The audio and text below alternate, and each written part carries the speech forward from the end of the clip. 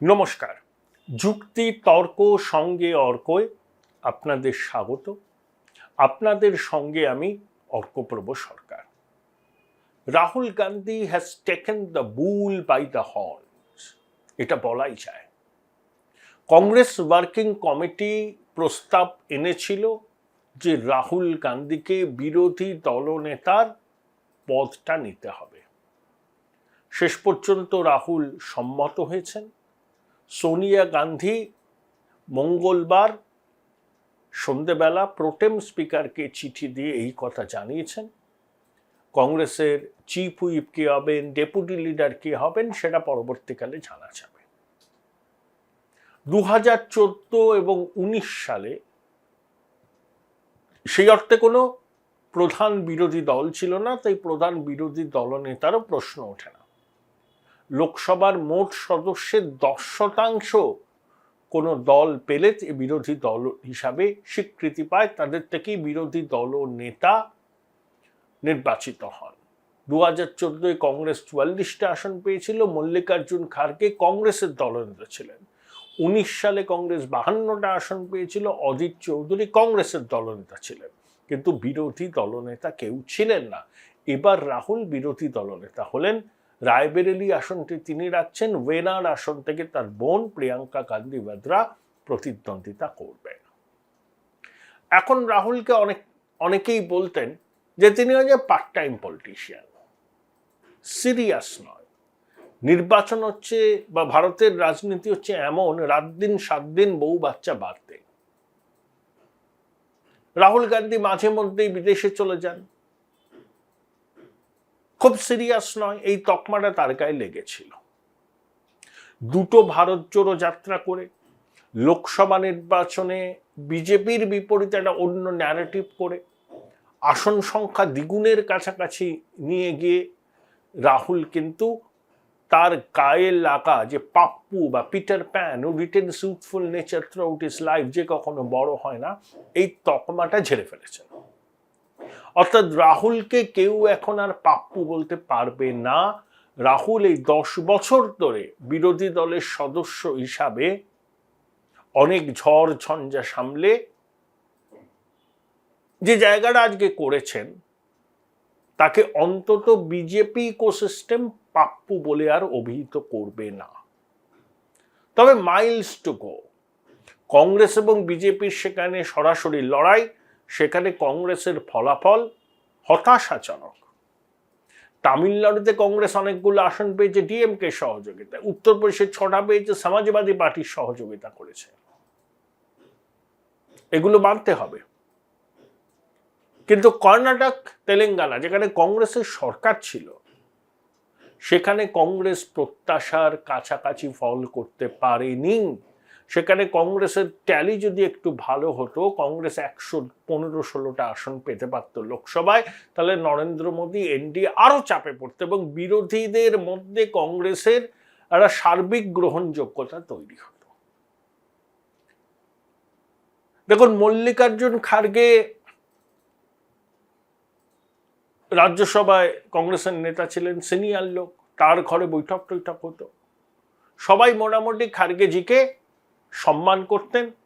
5 দশকের বেশি সময় তার এই সংসদীয় রাজনীতি কেটেছে এবং খাড়গেজির পরিবারের সদস্যদের রাজাকার বাহিনীর হাতে খুন হতে হয়েছিল। এইসব ইতিহাস আছে। তো মল্লিকার্জুন খাড়গে একজন রেসপেক্টেড পলিটিশিয়ান। কিন্তু রাহুল গান্ধী, যার বয়স 54,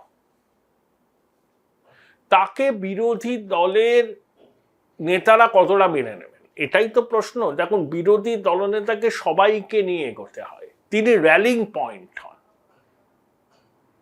দেখুন, আরজেডি, তাদের সদস্য সংখ্যা কম, রাহুলের নেতৃত্বকে মেনে নেবে। শরদ পাওয়ার রাহুলকে স্নেহ করেন, সুপ্রিয়া সুলের এদের সঙ্গে রাহুলের সম্পর্ক ভালো, তারাও মেনে নেবেন। অখিলেশ রাহুলের বনহমি, এরা এখন চর্চার বিষয়। কিন্তু তৃণমূল কংগ্রেস, ডিএমকেও মেনে নেবে, কিন্তু তৃণমূল কংগ্রেস আমার ধারণা তৃণমূল কংগ্রেস রাহুল গান্ধীর নেতৃত্বে বিরোধী দল সরকারের বিরোধিতা করবে এরকম সহজে মেনে নেবে না। কংগ্রেসের সঙ্গে তৃণমূল কংগ্রেসের সম্পর্ক লাভেট। লোকসভা নির্বাচনে কংগ্রেস ভালো ফল করায় মমতা বন্দ্যোপাধ্যায় নাকি বার্তা পাঠিয়েছিলেন, রাহুল প্রত্যুত্তর দেননি, অসন্তুষ্ট হয়েছিলেন মুখ্যমন্ত্রী। আবার এই মুখ্যমন্ত্রী নির্বাচনী প্রচারে মোদির সুরে সুর মিলিয়ে বলেছিলেন যে কংগ্রেস 40 পেরোবে না। তার ভবিষ্যৎবাণী ভুল হয়েছে। আমরা দেখলাম 25 তারিখ লোকসভায় অভিষেক বন্দ্যোপাধ্যায় রাহুল গান্ধী পাশাপাশি কথা বললেন। অভিষেক মূলত শুনছিলেন, রাহুল বলছিলেন। তারপর মমতা বন্দ্যোপাধ্যায়ের সঙ্গে রাহুলের বেশ কিছুক্ষণ কথা হয়। মল্লিকার্জুন খার্গের বাড়িতে কল্যাণ বন্দ্যোপাধ্যায়, ডেরেক ওব্রায়েন যান, কিন্তু শেষ পর্যন্ত স্পিকার নিয়ে মোটামুটি হয়নি। তাই কংগ্রেস নিয়ে তৃণমূলে একটা অ্যালার্জি আছে, সেই অ্যালার্জি কাটবে না। সোনিয়া গান্ধীর সঙ্গে মমতা বন্দ্যোপাধ্যায়ের একটা সম্পর্কের রসায়ন আছে, কিন্তু রাহুল গান্ধীর সঙ্গে মমতার দূরত্বই আছে। কারণ রাহুল গান্ধী অনেক বিশ্বস্ত সঙ্গী হিসাবে সীতারাম ইয়েচুরি বা সিপিএমকে মনে করেন। যদিও সিপিএম ক্ষয়িষ্ণু শক্তি, তাও বিজেপি বিরোধিতার ক্ষেত্রে, মতাদর্শগত লড়াইয়ের ক্ষেত্রে বামপন্থীরা অনেক ভরসাযোগ্য সঙ্গী বলে রাহুল মনে করেন। অভিষেক বন্দ্যোপাধ্যায়কে মমতা বন্দ্যোপাধ্যায় ওই গত বছরে মুম্বাইতে ইন্ডিয়া জোটের বৈঠকের আগে রাহুলের বাড়িতে পাঠিয়েছিলেন সকাল সকাল, যে বাম সঙ্গ ত্যাগ করে তৃণমূলের সঙ্গে সমঝোতা করতে। রাহুল কিন্তু রাজি হননি। মমতা বন্দ্যোপাধ্যায় ক্ষুব্ধ হন, ইন্ডিয়া জোটের সাংবাদিক বৈঠকে অংশ না নিয়ে চলে আসেন, বলেন যে তার ফেরার তারা আছে, কিন্তু তিনি চার্টার বিমানে গিয়েছিলেন। 2024 লোকসভা নির্বাচনে আমরা দেখলাম বাম কংগ্রেস এক হয়ে তৃণমূলের বিরুদ্ধে লড়াই করল। Join Indian Institute of Hotel Management now. Right choice, right decision. রাজ্য কংগ্রেস নেতৃত্বকে তৃণমূল একেবারে বিজেপির বি টিম বলে দাগিয়ে দেয়। অধীর চৌধুরীর সঙ্গে যে বাক্যবান নিয়মিত হতো সেটা প্রবাদে পরিণত হয়েছে। অধীরবাবু হেরে গেছেন, প্রদেশ কংগ্রেস সভাপতি পদেও তিনি থাকছেন না। সামনে বিধানসভা নির্বাচনে কংগ্রেস তৃণমূল সমঝোতা কি হবে?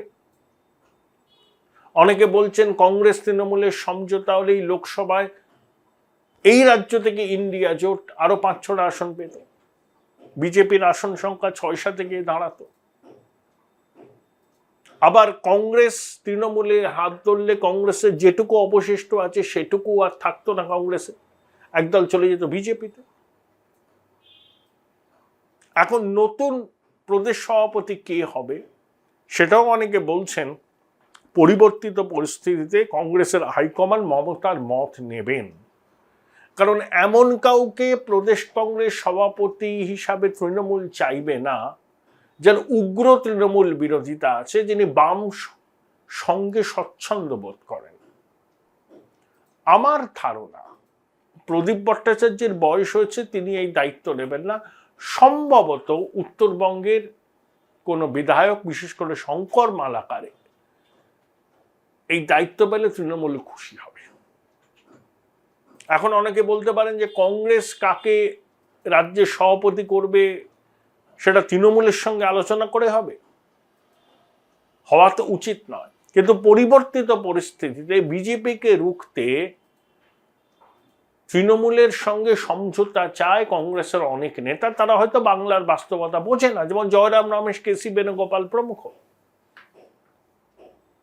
কংগ্রেসের কোনো নেতা কিন্তু অধীরবাবুর এই প্রচারে আসেননি। যিনি পর্যবেক্ষক ছিলেন তিনিও কিন্তু খোঁজ খবর নেননি অধীরবাবুর প্রচারে কোনো সমস্যা হচ্ছে কিনা, এটা অধীরবাবু জানিয়েছেন। অর্থাৎ কেরলের কংগ্রেস নেতারা, কেসি বেণুগোপাল রাহুলের খুব ঘনিষ্ঠ, জয়রাম রমেশ, তাদের কাছে তৃণমূল হচ্ছে নয়নের মণি বিজেপি বিরোধিতার প্রশ্নে। বামেরা যেহেতু ক্ষয়িষ্ণু, মমতা বন্দ্যোপাধ্যায় জানেন। দেখুন 2011 তৎকালীন প্রদেশ কংগ্রেস সভাপতি মানস ভূঁইয়া 90টা আসনে লড়তে চেয়েছিলেন, কিন্তু সোনিয়া গান্ধী হস্তক্ষেপ করায় কংগ্রেস শেষ পর্যন্ত 65টি আসনে লড়ার সিদ্ধান্ত নেয়।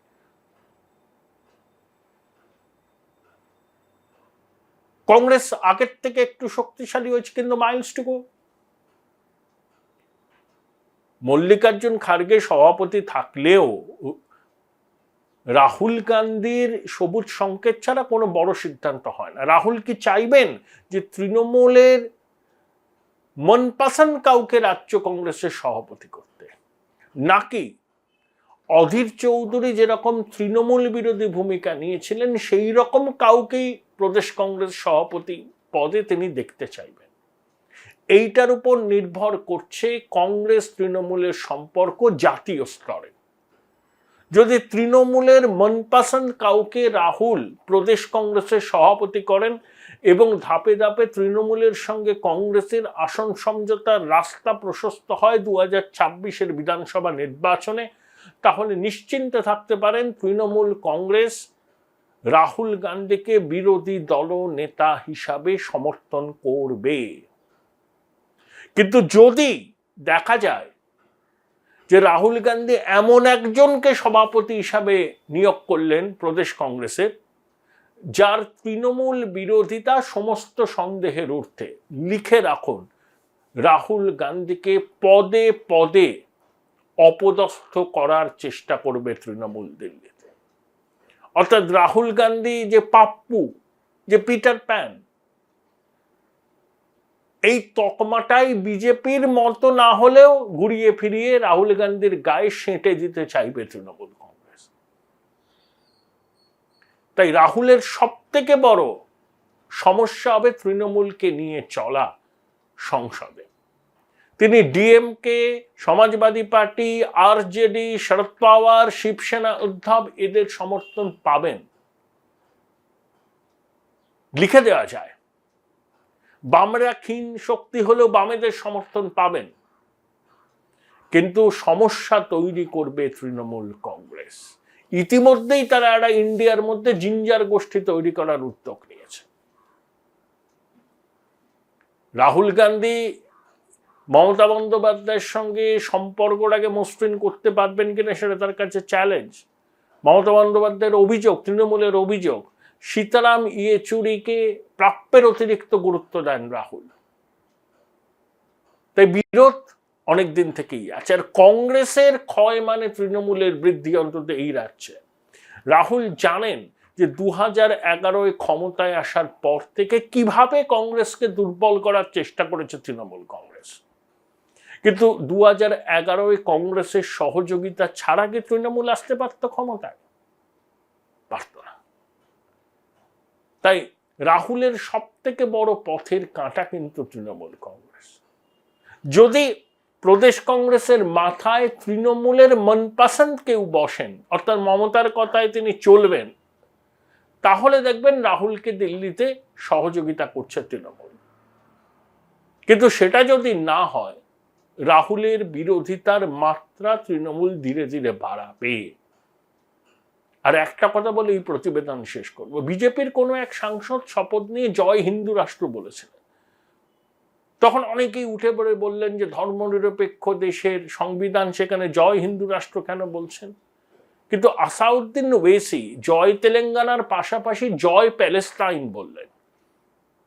প্যালেস্টাইনের মানুষের আত্মনিয়ন্ত্রণের অধিকারকে আমরা সমর্থন করি, এটা আমাদের বহুদিনের ঘোষিত অবস্থান। কিন্তু সংসদে দাঁড়িয়ে শপথ নিচ্ছেন, জয় প্যালেস্টাইন বলছেন, তখন ইন্ডিয়া জোটের সকল সেকুলার দলের সদস্যরা মুখে সেলোটে আটকে রেখেছিলেন। এই প্রশ্নগুলো কিন্তু উঠবে এবার।